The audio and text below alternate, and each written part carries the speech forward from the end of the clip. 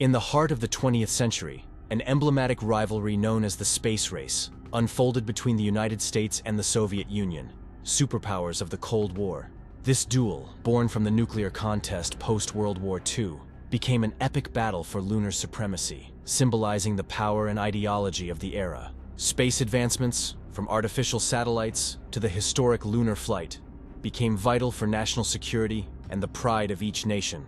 Interest in the cosmos was ignited in 1951 with publications in Soviet and American youth magazines. The race formally began on July 30, 1955, with the American announcement of launching satellites during the International Geophysical Year, prompting an immediate response from the Soviet Union.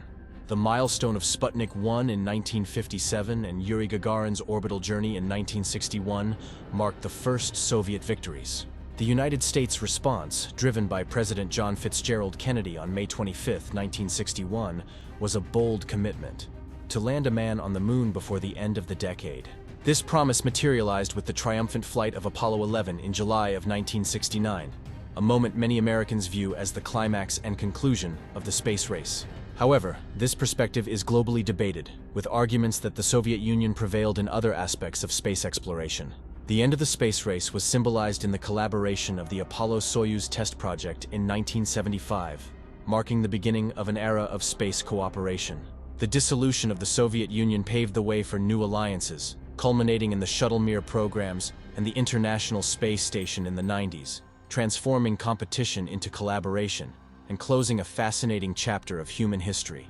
In the shadows of World War II, Germany, the United States, and the Soviet Union plunged into the development of miniature liquid fuel rockets. But it was Werner von Braun's creation, the Aggregate 4, transformed into the Vergeltungswaffe 2 by Nazi Germany, that catapulted war dreams into the cosmos. Post-war, both the United States and the Soviet Union absorbed these insights, forging their own destiny in the space race.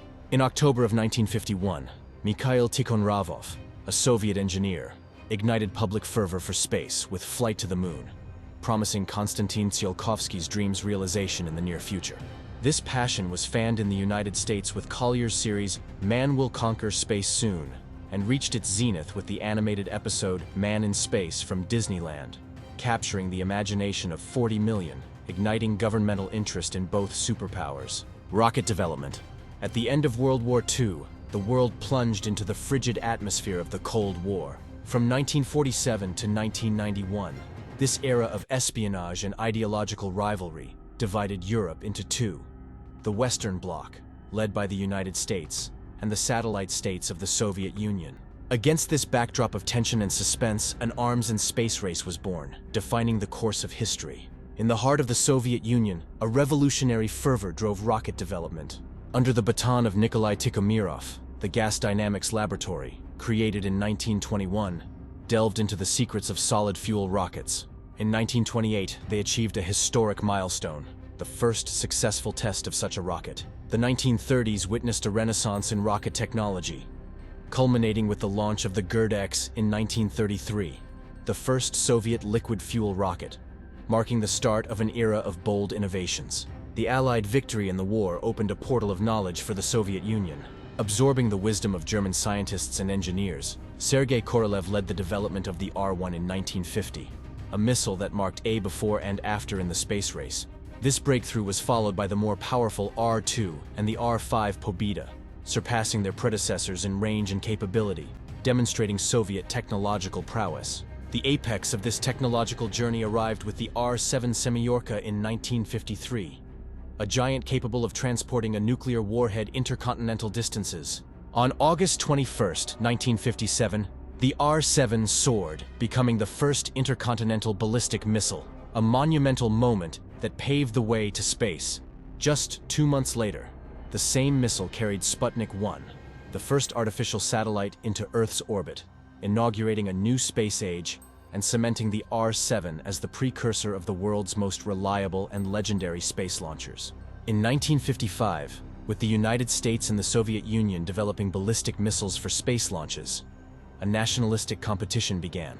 James Clarence Haggerty announced the U.S. plans to launch satellites for the International Geophysical Year, while the scientist, Leonid Ivanovich Sadov, revealed similar Soviet ambitions. marking the beginning of a new era in space exploration.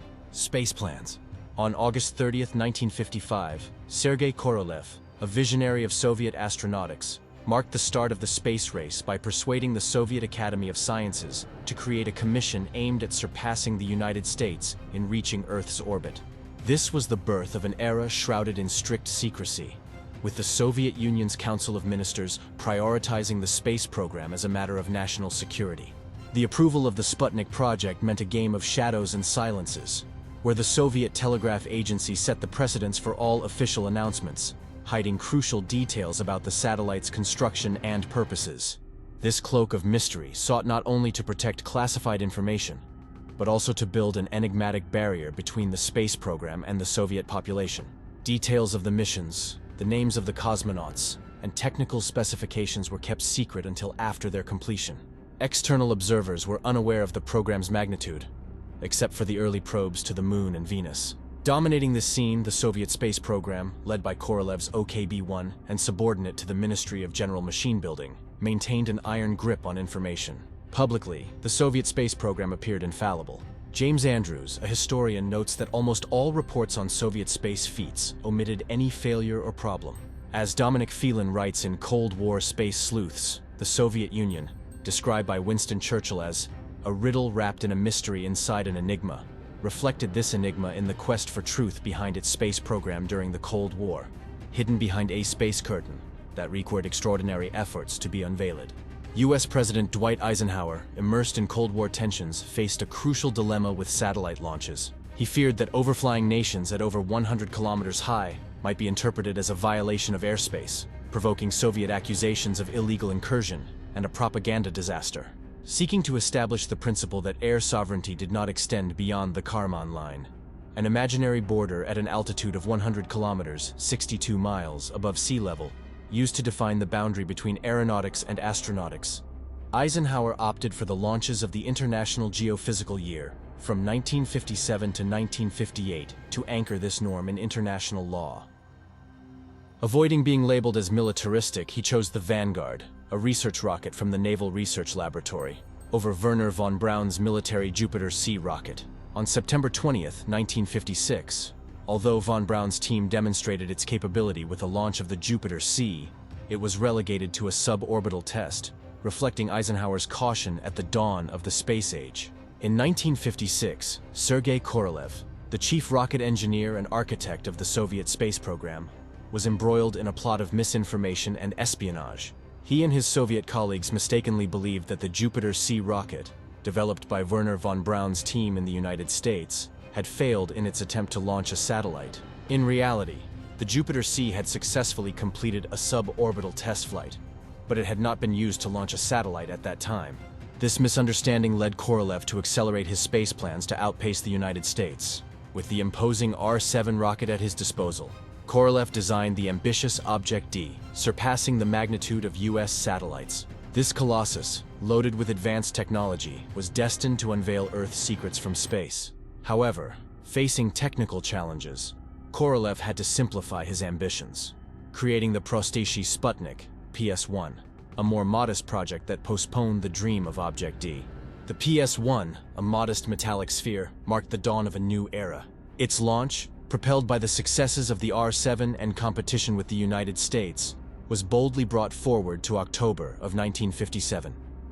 From Kazakhstan, Sputnik ascended into the cosmos, emitting iconic beeps that captured the global imagination. This feat, initially celebrated in secrecy, resonated with awe and admiration worldwide upon detection over Tyuratam, redefining human possibilities in the vast and mysterious universe. In 1956, the Soviet Union dazzled the world with the launch of Sputnik 2, a marvel of over 500 kilograms that evidenced their supremacy in rocket technology. The Central Intelligence Agency, bewildered, grossly overestimated the launch, while in reality, the Soviets had achieved a significant breakthrough with a more efficient design, partially based on the ideas of German scientist Helmut Gröttrup. This Soviet achievement set off alarms in the United States. Bernard Baruch, in his open letter, vividly illustrated the American concern.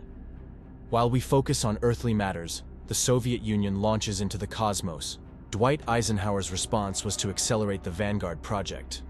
but its launch failure in December of 1957 turned into a subject of global ridicule, with nicknames like Flopnik and Kaputnik, highlighting the tension and fear in the space race.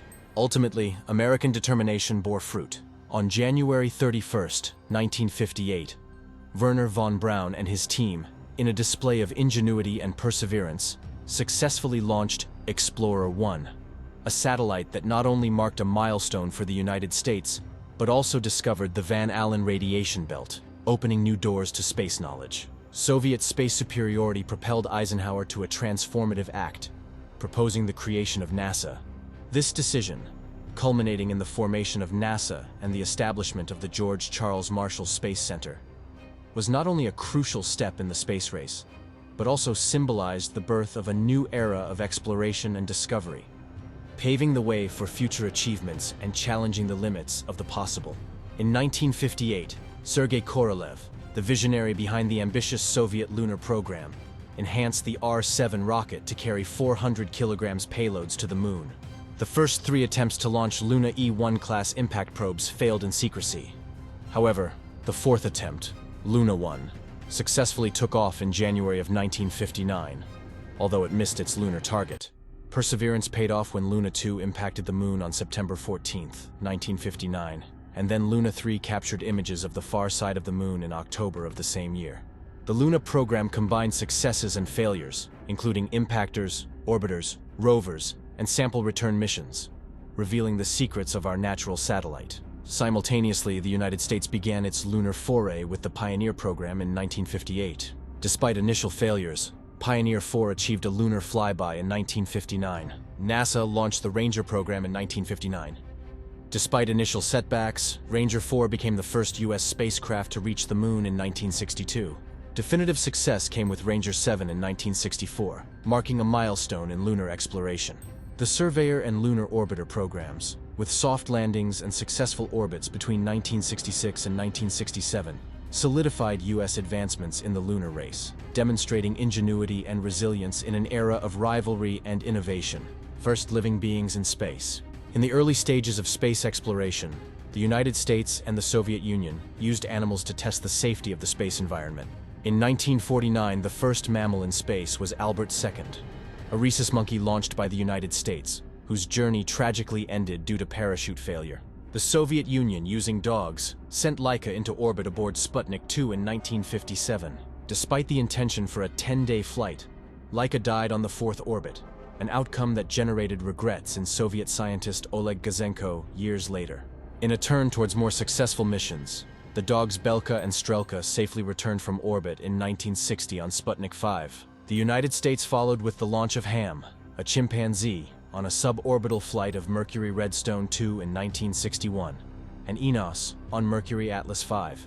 Although Enos's mission was shortened due to technical issues, it marked an important milestone in preparing for human spaceflights. These first non-human space travelers played a crucial role in the history of the space race, paving the way for future manned missions.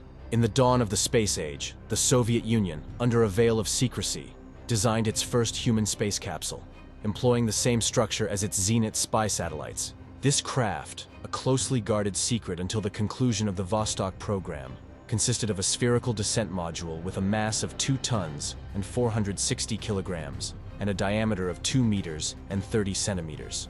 Inside, a cylindrical cabin housed the cosmonaut, instruments, and an escape system. This was complemented by a biconical instrument module carrying the propulsion system and fuel.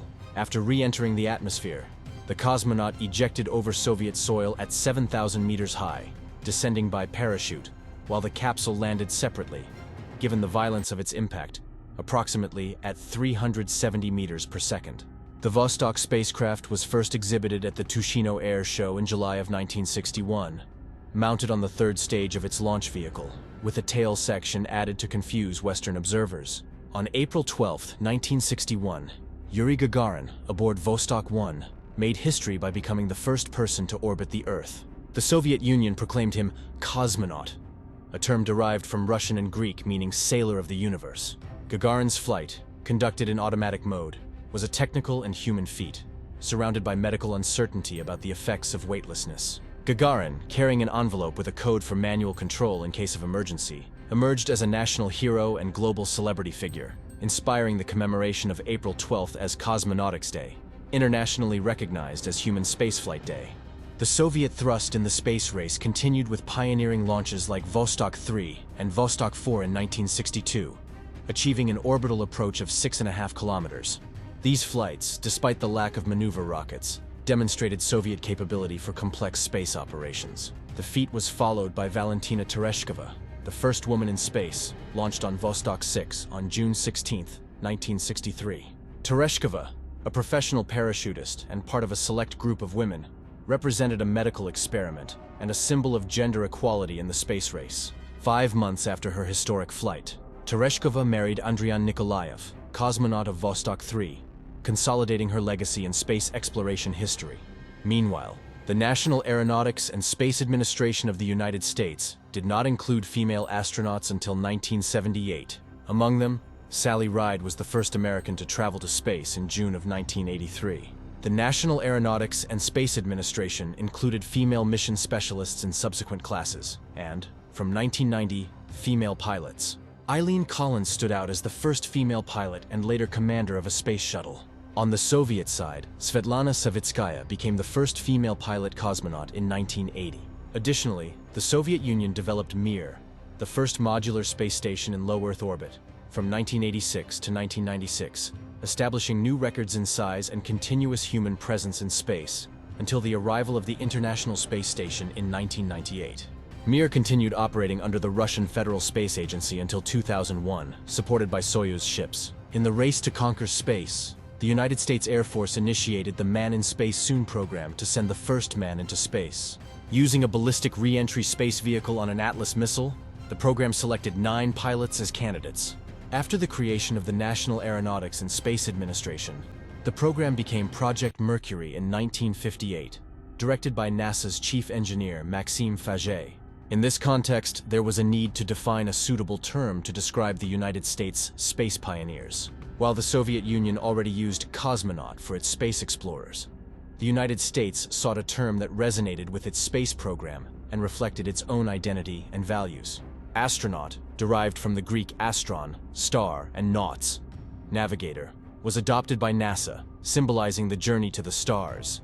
The team of astronauts was selected from test pilots from the Navy, Air Force, and Marines. Training and capsule design began immediately, with suborbital flights on the Redstone missile and later orbital flights on the Atlas, starting with unmanned tests, followed by flights with primates, and finally with humans. The Mercury spacecraft, a conical capsule with a heat shield and 3 retro rockets, was spacious enough for 1 astronaut. Alan Shepard became the first American in space in 1961 on Mercury Redstone 3, closely followed by Virgil Gus Grissom. John Glenn marked a milestone by becoming the first American to orbit the Earth in 1962 on Mercury Atlas 6. Glenn, hailed as a national hero, received the NASA Distinguished Service Medal from President John Fitzgerald Kennedy. Following these pioneering flights, NASA conducted 3 more Mercury missions, extending the ship's capabilities up to 22 orbits. The project culminated with the decision to focus on the development of Project Gemini, marking the end of an era and the beginning of another in space exploration history. The race to the moon. Before Yuri Gagarin's historic flight, U.S. President John Fitzgerald Kennedy maintained lukewarm support for his country's manned space program. Jerome Wiesner, scientific advisor to Presidents Dwight Eisenhower and Kennedy, and an opponent of the idea of sending humans into space, noted that Kennedy would have avoided a large space program if it had been possible without harming the country. Until March of 1961, Kennedy rejected a budget proposed by NASA Administrator James Edwin Webb to land on the moon before 1970, considering it too costly. The surprise came when Kennedy finally supported NASA and the space program, despite his previous criticisms of the Eisenhower administration's inefficiency. Gagarin's flight transformed Kennedy's perspective, who perceived the humiliation and fear of the American public in the face of Soviet leadership. Moreover, the failed Bay of Pigs invasion added urgency to his need for a significant achievement. In April of 1961, Kennedy requested Vice President Lyndon Baines Johnson to assess the United States space program, considering an Earth-orbiting space station or a manned moon landing. Johnson, after consulting with Wernher von Braun, concluded that the United States could still take the lead in a manned moon landing. Kennedy decided to push the Apollo program and, on May 25th, sought congressional support in a Cold War speech titled Special Message on Urgent National Needs. He justified the program in terms of national security and its ability to focus the nation's energies in scientific and social fields. He gained popular support with his famous "We Choose to Go to the Moon" speech in September of 1962 at Rice University, near the construction site of the new Lyndon Baines Johnson Space Center. In response to Kennedy's challenge, Nikita Khrushchev maintained public silence, refusing to confirm or deny whether the Soviet Union was pursuing a lunar race. Secretly, the Soviet Union developed two competing manned lunar programs. The first Soviet program, Zond, focused on manned missions circumnavigating the Moon, using modified versions of the Soyuz spacecraft to perform lunar orbital flights without landing. Parallelly, the second, more ambitious program, Nuno L-3, aimed at achieving a manned moon landing, involving the development of the Nuno rocket and a spacecraft composed of an orbital module and a lunar landing module. After Korolev's death in 1966, the Soviet Union refocused its efforts toward the first manned flight around the Moon, and a manned moon landing planned for the end of 1968, marking a period of intense rivalry and technological development in the race for space conquest. In January of 1962, the United States, propelled by the challenge of landing on the Moon, launched Project Gemini. This project envisioned a two-person spacecraft, the precursor to the three-person Apollo, and focused on developing crucial technologies for spaceflight, rendezvous and docking in space, flight durations sufficient to travel to and return from the Moon, and extravehicular activities. Meanwhile, Sergei Korolev, aware of Gemini's significant advancements over the Mercury and Vostok capsules, was already working on the design of Soyuz, a more advanced replacement for Vostok. However, Soyuz would not be ready for at least 3 more years, unable to meet the new American challenge in 1964 or 1965. Under political pressure in 1964, possibly exerted by Nikita Khrushchev or other Communist Party officials, Korolev was forced to modify his remaining Vostoks to surpass the United States in new space achievements, such as crew size and mission duration. On the Soviet side of the space race, Sergei Korolev transformed the surplus Vostok capsules into the Voskhod spacecraft, allowing the Soviet Union to surpass the United States Gemini program by achieving the first space flight with a multi-person crew and the first spacewalk. While Gemini was delayed a year, Voskhod 1 made history with its 3-person crew on October 12, 1964. The Soviet Union proclaimed this flight as a technological achievement, highlighting that it was the first spaceflight in a non-spacesuit environment. However, this decision was not due to safety improvements, but to the limited cabin of the spacecraft, which did not allow for the use of spacesuits, exposing the cosmonauts to significant risks in case of cabin depressurization. On March 18, 1965, a week before the first manned flight of Project Gemini, the Soviet Union launched the Voskhod 2 mission with 2 cosmonauts, Pavel Belyayev and Alexei Leonov. Voskhod 2 included an inflatable airlock to allow for extravehicular activity, maintaining cabin pressure. Leonov performed the first extravehicular activity, facing dangers when his spacesuit expanded in the vacuum, forcing him to partially depressurize it to re-enter. After returning to the spacecraft, he and Belyayev faced more challenges: faulty atmospheric controls and a landing 386 kilometers off their planned target. The new leadership, along with Korolev, concluded the problematic Voskhod program, focusing on lunar conquest. Voskhod 2 was Korolev's last achievement before his death in January of 1966, marking, according to historian Asif Siddiqui, the absolute zenith of the Soviet space program, a level never again reached. The Soviet Union paused its manned space flights for 2 years while developing the Soyuz spacecraft, the successor to Voskhod.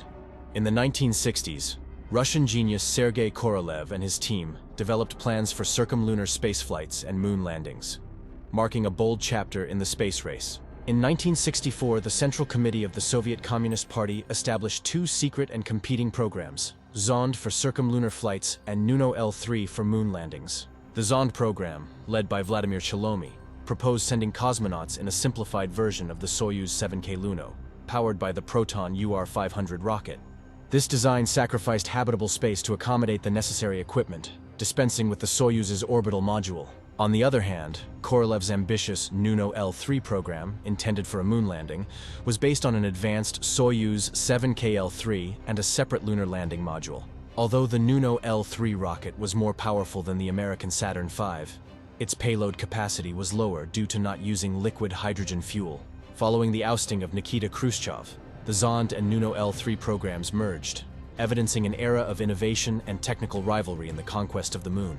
Despite an initial delay on the American side, Project Gemini, deployed between March of 1965 and November of 1966, marked a turning point in the space race. This American project, with 10 manned missions, leveraged the Soviet Union's 2-year advantage after Voskhod to catch up and surpass previous Soviet space superiority. Gemini demonstrated revolutionary capabilities. Each mission varied its orbit, with Gemini 5 enduring 8 days in space, long enough for a round trip to the moon, and Gemini 7, 14 days. Gemini's achievements included the historic rendezvous and docking of Gemini 6A with Gemini 7, docking maneuvers with the Agena target vehicle on various missions, and the perfection of extravehicular activity, culminating with Edwin Buzz Aldrin on Gemini 12, who spent over 5 hours in 3 extravehicular activity sessions. Additionally, Gemini 8 experienced the first mission abort in space. This program not only accumulated vital experience for astronauts, but also demonstrated all the necessary technologies for Kennedy's goal of landing a man on the moon, except for the development of a sufficiently large launch vehicle. International cooperation. Since 1958, the United States and the Soviet Union initiated dialogues on the peaceful use of space, raising questions at the United Nations. This led to the creation of the Committee on the Peaceful Uses of Outer Space in 1959. In 1962, Vice President Lyndon Johnson revealed that both countries supported a United Nations resolution to extend international law to space and encourage cooperation in its exploration. This initiative for collaboration was subsequently driven by President Kennedy. This fruitful dialogue culminated in the Treaty on Principles Governing the Activities of States in the Exploration and Use of Outer Space, including the Moon and other celestial bodies. Signed in 1967 by the United States, the Soviet Union, and the United Kingdom, this treaty prohibits weapons of mass destruction in space, limits the use of celestial bodies to peaceful purposes, declares that space exploration should benefit all countries, and establishes the non-national appropriation of celestial bodies.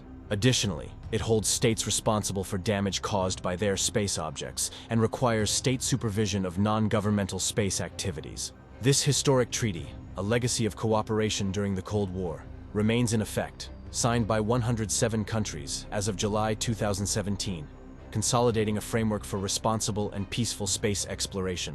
In 1962, following cooperation on the Echo 2 satellite, President John Fitzgerald Kennedy surprised the world by proposing at the United Nations that the United States and the Soviet Union join efforts to reach the moon, seeking to transform the space race into a mission of cooperation. Nikita Khrushchev initially rejected the offer, but after Kennedy's assassination, it was revealed he was close to accepting, motivated by potential benefits and growing mutual respect, although distrust towards Lyndon Baines Johnson prevented collaboration. Despite this setback, some cooperation was achieved in robotic space exploration, like the combined analysis of data from Venera 4 and Mariner 5 in 1969. Finally, the Apollo-Soyuz mission materialized, laying the groundwork for future collaborations like the Shuttle Mir program and the International Space Station.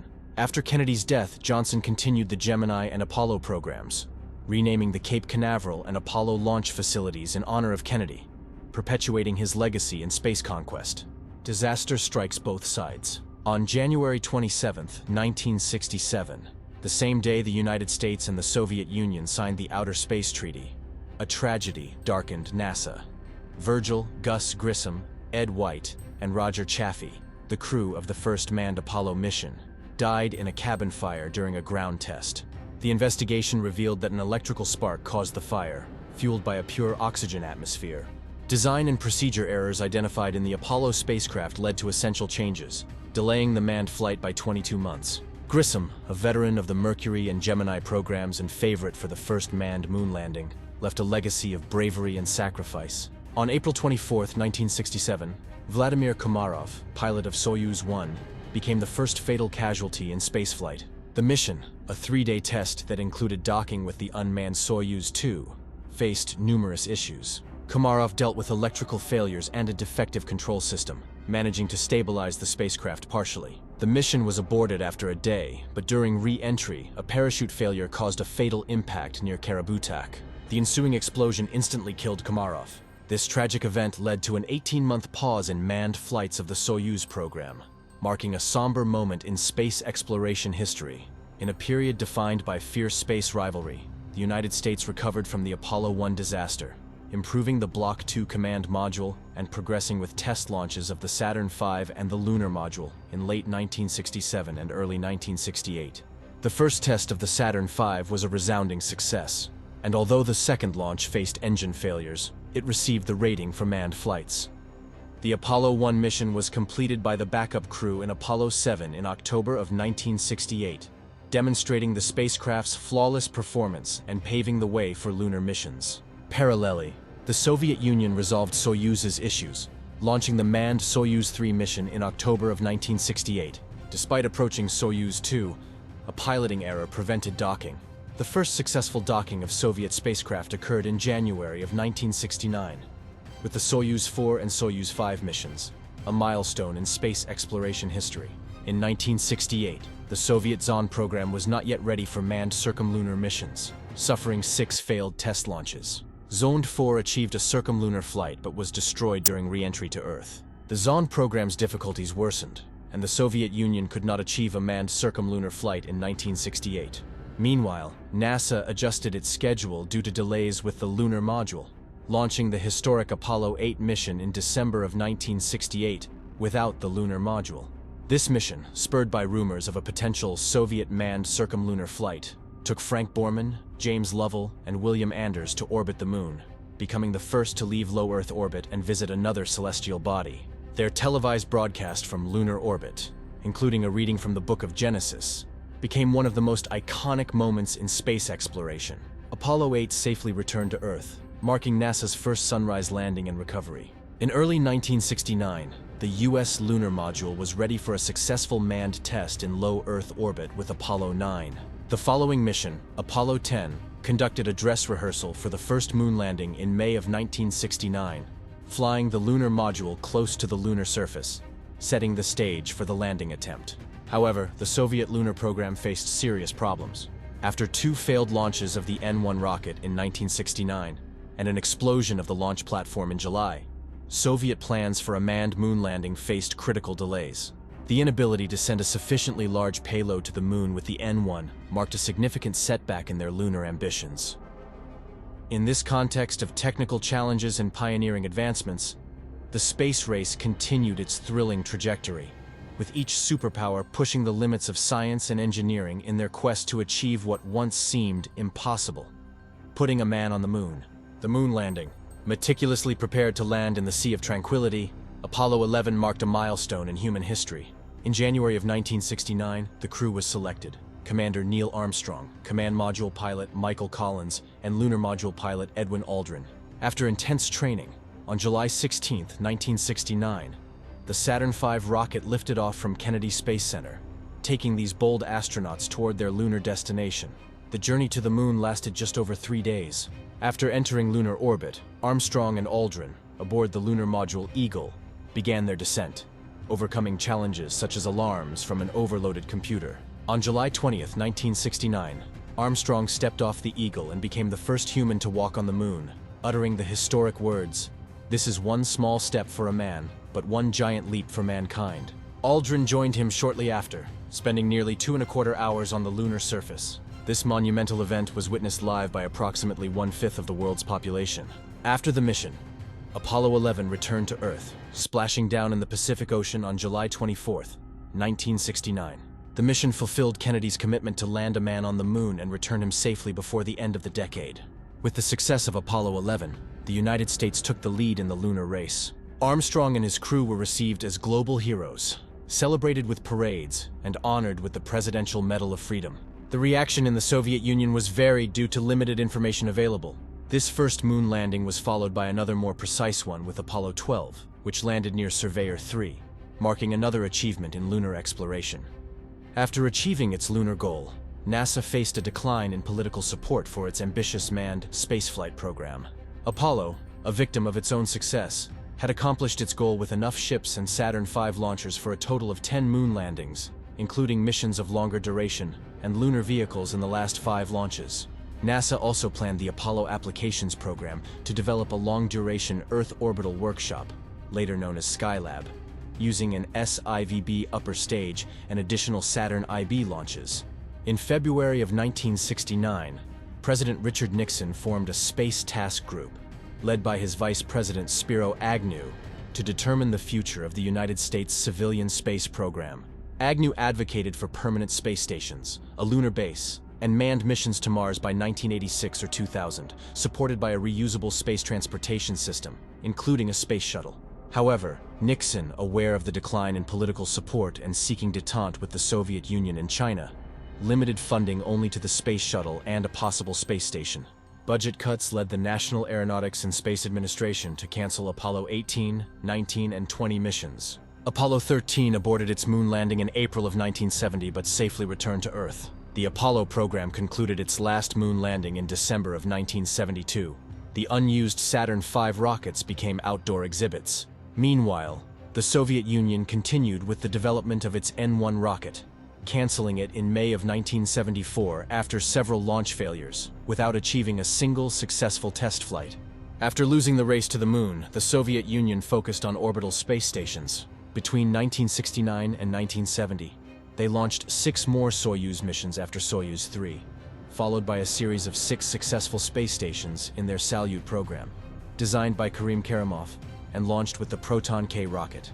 Each station weighed between 18,500 and 19,824 kilograms, with a length of 20 meters and a diameter of 4 meters, offering a habitable volume of 99 cubic meters.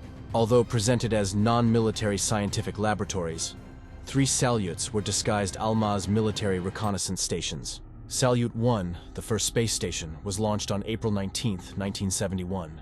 The Soyuz 11 crew, after a failed attempt by Soyuz 10, successfully docked and completed a record 22-day stay. Tragically, they became the second fatal spaceflight casualty when they suffocated during re-entry due to a faulty cabin pressure valve. On the other hand, the United States launched a single space station, Skylab, on May 14, 1973. Weighing 77,090 kilograms and with a habitable volume of 280 cubic meters, Skylab suffered damage during ascent, but was repaired by subsequent manned missions. The Skylab 4 crew set an orbit endurance record of 84 days.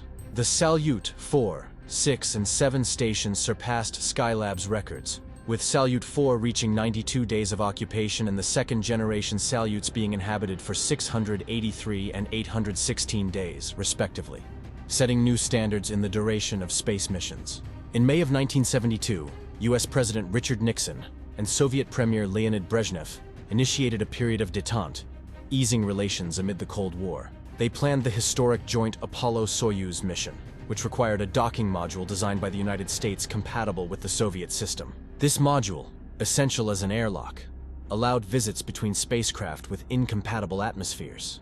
In July of 1975, the successful docking of Soyuz 19 and Apollo marked an emblematic moment of cooperation, with joint experiments and a symbolic exchange of gifts and visits between both crews. The era of space shuttles and the legacy of the space race. In August of 1977, the National Aeronautics and Space Administration marked a milestone with the first approach and landing test of its space shuttle on a Boeing 747, followed by the first manned orbital flight in April of 1981. However, they underestimated the time and cost of reconstruction between flights, reducing the economic advantage of its reusability. Safety was also overestimated, with 2 of the 5 space shuttles lost in fatal accidents, one during launch and the other upon re-entry. After the first disaster, the Air Force opted for disposable launchers, leading the National Aeronautics and Space Administration to retire the space shuttle in 2011, after 135 missions in 30 years, compared to the initially expected 150. The Soviet Union, interpreting the space shuttle as a military surveillance vehicle, initiated its own Buran program in 1974. Although it replicated the aerodynamic design of NASA's space shuttle, Buran had unique capabilities like unmanned flights and automatic landings, It performed only one orbital flight in 1988 before being cancelled in 1991, due to the dissolution of the Soviet Union and lack of funds, along with its Energia launcher, after only 2 flights. Its development represented the most expensive and ambitious program of the Soviet space race. American political scientist Richard Samuels and others, 2015, consider the space race a decisive victory for the United States following Apollo 11. However, Professor Jennifer Frost from the University of Auckland highlights Soviet achievements. First satellite, Sputnik 1, 1957. First moon landing, Luna 2, 1959. First man and woman in space, Yuri Gagarin, 1961. Valentina Tereshkova, 1963. And first spacewalk, Alexei Leonov, 1965. Arguing that the Soviet Union won in terms of space capability. Subsequently, the assets of the Soviet space program mainly passed to Russia, and since then, the United States and Russia have collaborated on programs such as Shuttle Mir and the International Space Station. The Russians continue using their R-7 rocket family to launch manned Soyuz spacecraft and automatic progress freighters to the International Space Station. After retiring the space shuttle in 2011, the United States depended on the R-7 Soyuz to reach the International Space Station until the first flight of the United States Crew Dragon spacecraft in 2020. Now that we have traveled together through the fascinating and sometimes somber history of the space race, I want to know your opinion. Do you think the achievements in space exploration justify the risks and sacrifices, both human and ethical, made along the way? Leave me your answer in the comments. Your point of view is a crucial part of this discussion. Every comment helps more people join our conversation, and together we can discover more about this incredible era of human history. So, please share your thoughts below. Do you know about the sinister experiments of the Cold War? Discover the secret atrocities of the CIA by clicking yes